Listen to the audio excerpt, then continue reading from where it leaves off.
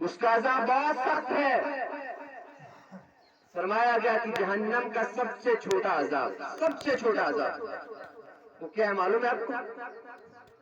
جہنم کا سب سے چھوٹا عذاب یہ ہے کہ جو شخص جہنم میں جائے گا، یاد رکھنا سب سے چھوٹا عذاب کہہ رہا ہوں، سب سے چھوٹا یہ ہے کہ جو شخص جہنم میں جائے گا، جس کو سب سے چھوٹا عذاب دیا جائے گا، وہ چھوٹا عذاب یہ ہوگا کہ اس کے پاؤں میں آگ کی جوتیاں پہنائی جائیں گی. کس کی جوتیاں؟ بلند آواز سے بولو، آگ کی، بولو آگ کی. آگ کی جوتیاں پہنائی جائیں گی. اور اس سے ہوگا کیا معلوم آپ کو؟ اس آگ سے یہ ہوگا، اس کی تپش، اس کی گرمائش اور اس کی گرماہٹ اتنی ہوگی کہ اس آگ کی جوتیوں سے اس کا ذہن پگھل کر پاؤں سے نیچے آتا رہے.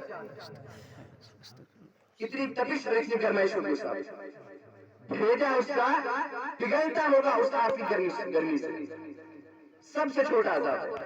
اب بتاؤ جو سب سے چھوٹا عذاب ہے جہنم کا، اس کا یہ حال ہے تو جو فرائض کو چھوڑتے ہیں، واجبات کو چھوڑتے ہیں، لوگوں سے جو ہے بھید بھاؤ کرتے ہیں، اللہ کی نافرمانیاں کرتے ہیں، ان لوگوں کا حال کیا ہوگا؟ ان لوگوں کا حال کیا ہوگا؟ کبھی سوچا آپ نے؟ کبھی اپنے ذہن میں، اپنے دماغ میں، دل میں یہ خیال کیا کرو، صرف دنیا کی لالچ میں، پیسے کی لالچ میں، روزی کے لیے صرف 24 گھنٹے یہی بات تمہارے ذہنوں میں نہیں ہونی چاہیے. ہمیں روزی کیسے کمانی ہے، پیسہ کہاں سے آئے گا، صرف یہی ہمارے ذہن میں نہیں ہونا چاہیے. ٹھیک ہے، حلال روزی کمانا بہتر ہے. فرمایا گیا جو دن میں حلال روزی کماتا ہے، جس کو خون پسینے کی کمائی کہتے ہیں، جو مزدور صبح جاتا ہے مزدوری پہ اور شام تک وہ کام کر کے حلال کمائی کا پیسہ لاتا ہے، حلال کمائی کی مزدوری لاتا ہے، وہ گناہوں سے پاک ہو جاتا ہے. تو روزی کمانا اچھی بات ہے، لیکن میں کہہ یہ رہا ہوں کہ صرف 24 گھنٹے ہمارے ذہن میں صرف روزی کے بارے میں خیال نہیں ہونا چاہیے. کبھی کبھی ہمیں یہ بھی سوچنا چاہیے کہ اللہ نے اگر ہمیں پیدا کیا تو کیوں پیدا کیا؟ کہ روزی کمانے کے لیے پیدا کیا؟ دنیا کے عیش و مزے لینے کے لیے ہمیں پیدا کیا؟ لوگوں کے ساتھ دھوکہ دھڑی کا نام جو ہے اس چیز کے لیے اللہ نے ہمیں پیدا کیا؟ جھوٹ بولنا، غیبت کرنے کے لیے اللہ نے ہمیں پیدا کیا؟ نہیں. غور کرو گے، سوچو گے تو پتا چلے گا آپ کو کہ اللہ نے ہمیں کسی اور چیز کے لیے نہیں بلکہ اپنی عبادت کے لیے پیدا کیا. کس کے لیے پیدا کیا؟ اپنی عبادت کے لیے پیدا کیا ہے. اور یاد رکھو، جب تم اللہ کی عبادت کرو گے، اللہ پر یقین کرو گے، اللہ پر بھروسہ کرو گے، صبر کرو گے، اللہ رب العزت قرآن مقدس میں فرماتا ہے ان اللہ مع الصابرین، بے شک اللہ صبر کرنے والوں کے ساتھ ہے. کس کے ساتھ ہے؟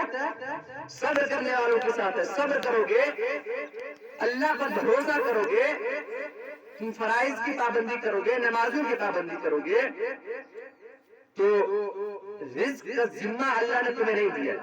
رزق دینا اس کی ذمہ داری. کس کی ذمہ داری ہے؟ جس نے پیدا کیا وہ رزق بھی دے گا. جس نے پیدا کیا ہے وہ رزق بھی دے گا. یہ ہماری ذمہ داری نہیں ہے، کہیں نہ کہیں سے وسیلہ بنائے گا. ہم لوگوں کا وہم و گمان بھی، خیال بھی وہاں تک نہیں پہنچ سکتا جہاں سے اللہ ہمیں رزق عطا کرتا ہے. لیکن کتابوں میں آتا ہے، ایک چھوٹی سی مثال سمجھ لیجیے کہ صبح کے وقت ہمارے جتنے بھائی ہیں نا یہاں پہ، معذرت کے ساتھ کہہ رہا ہوں، آپ میں سے مشکل سے 10% لوگ ایسے ہوں گے جو نماز فجر پڑھتے ہوں گے. مشکل سے 10% لوگ ایسے ہوں گے، باقی سو رہے ہیں، فکر ہی نہیں ہے کسی کی. اور روزی بھی کہاں سے آئے گی جب اللہ کے فرامین سے دور ہو گئے؟ جس چیز کا حکم اللہ نے دیا، جب ہم ان چیزوں سے دور ہو گئے تو روزی کہاں سے آئے گی؟ ہم نے وہ ذرائع، وہ وسیلے، جو طریقے ہمیں اللہ نے روزی کمانے کے دیے، ہم ان طریقوں سے ہی دور ہو گئے. روزی کہاں سے ملے گی؟